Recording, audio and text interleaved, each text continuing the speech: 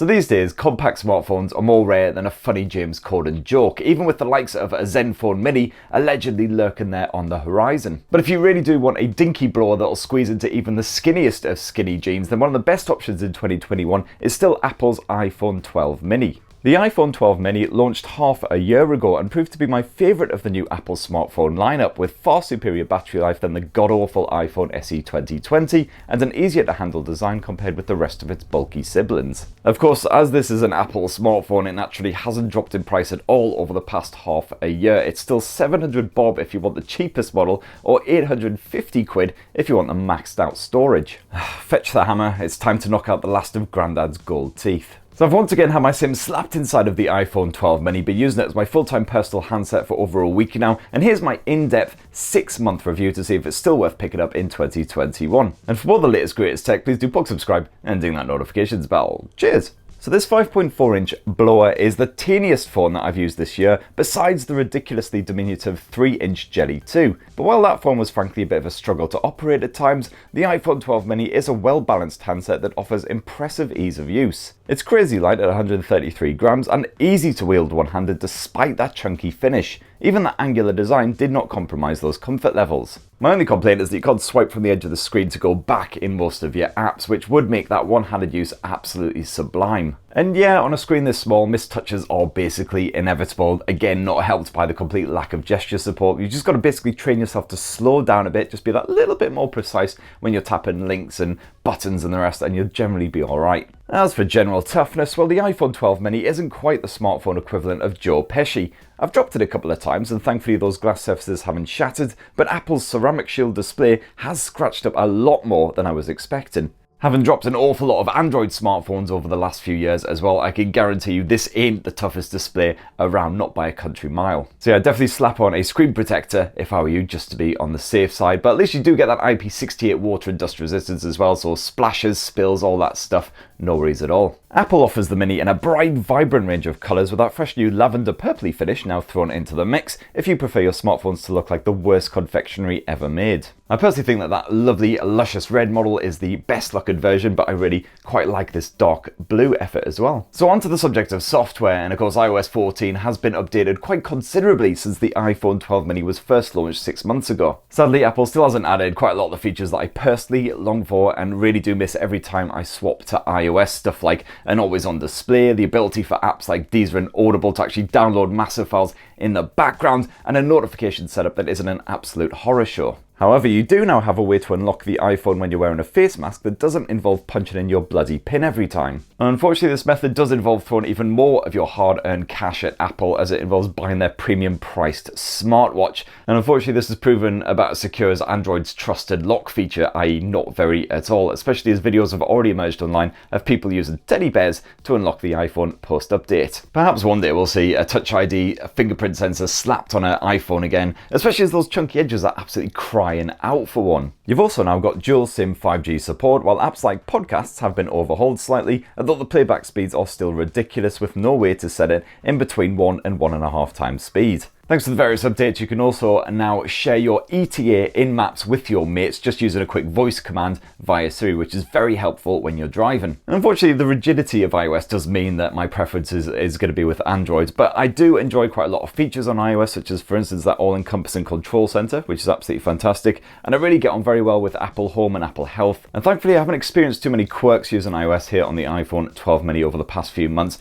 besides the occasional weird little bout of quirkiness, such as the audio not playing when I was playing back videos in that Photos app, which put the shits at me thinking they just hadn't bothered to record any audio at all. And as always, of course, with Apple in control of both of the hardware and the software here, you know that your iPhone 12 Mini is going to stay fresh with those updates and all of the security love for the foreseeable, certainly a lot stronger than most Android smartphones in that respect. Of course, one of the most talked about features of the latest iPhones was their support for the new MagSafe accessories, something which has real potential and which third-party manufacturers are now taking advantage of by offering their own MagSafe cases and chargers. And yeah, we're still yet to see any truly imaginative or groundbreaking uses of MagSafe, but it is still very early days, so here's hoping that it gets some proper love soon. Audio lovers don't get a headphone jack sadly, but the Bluetooth connectivity was stable and long-reaching, and it wasn't balked in crowds either.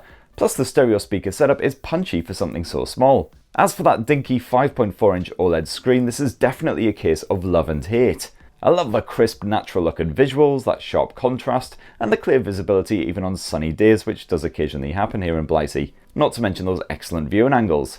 However, the small stature isn't ideal for watching anything beyond basic YouTube stuff, not least because that comedically enormous mustache notch blocks a good chunk of the view. It's almost like a special nostalgia feature for anyone who really misses being sat behind some enormous twat at the cinema. Just get out of the way already. And while some budget phones offer a 90Hz OLED screen at a fraction of the price of the iPhone 12 mini, it's an absolute disgrace that this thing tops off at 60Hz. When you're used to playing with 90Hz or even 120Hz displays in a lot of Android rivals, this 60Hz effort just feels really, really slow. Thankfully, slow is one word that you definitely cannot throw at the iPhone 12 mini's performance. That A14 chipset can handle absolutely everything you chuck at it, even with just 4 gigs of RAM on board. Gaming isn't ideal, admittedly, with that shrunken screen, especially with the giant notch intruding on the action, but I could still happily blast through a few games of Call of Duty when I felt the old bloodlust rising, and that teeny display is perfectly responsive. Even the most resource-sucking titles like Genshin Impact played beautifully on the maxed out detail setting, never diving below 60 frames per second. And yes, the 12th generation of iPhone introduced 5G as well, so you got that strong connectivity, although sadly the storage situation is as dire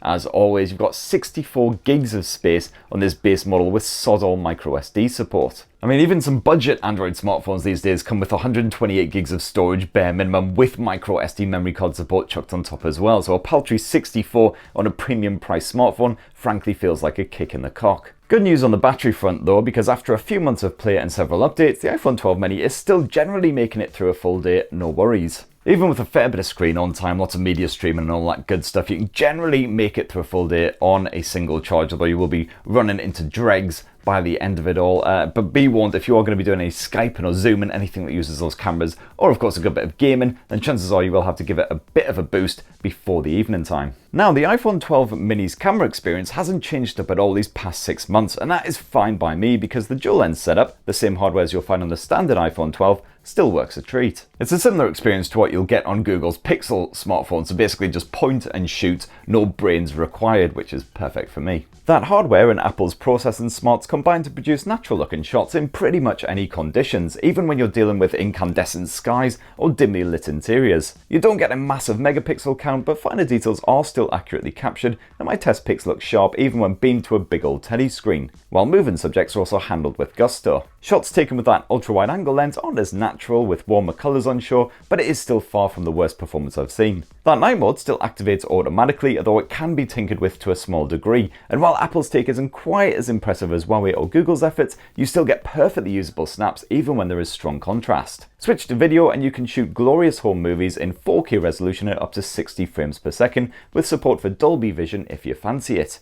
And as usual with Apple devices, I've got no complaints here. 4K clips look great on your teddy box thanks to that fine detailing and again those natural looking colours, complete with very respectable image stabilisation. Audio pickup is strong as well, as long as you want filming in gale force winds. Flip to the front facing camera and that 12 megapixel selfie snapper also does a fine job, capturing natural looking skin tones even when you're trying to grab a snap against a bright background. You've got those portrait smarts as well, and even in low light, the iPhone 12 mini generally does an alright job. So that's my full, final 6-month long-term review of the iPhone 12 mini, and as you can see there, if you're after a compact smartphone and your heart is more set towards iOS than Android, then the iPhone 12 mini is a great option. And let's face it, it's going to be the software that's the main deciding factor for you, which OS do you prefer, iOS or Android. But in terms of this versus the Pixel, you know, they've both got great camera tech. I really like the OLED screens, even though the Pixel does upgrade it to a 90Hz. And the iPhone definitely has it as far as the performance is going, so if you want an absolute gaming machine, then job done. So that's what I think, but it'd be great to hear from you guys as well. If you've been using the iPhone 12 mini for the past several months, then definitely let us know your own mini review down in the comments below. And please do poke subscribe and ding that notifications bell for more on the latest and greatest tech. Cheers everyone, love you.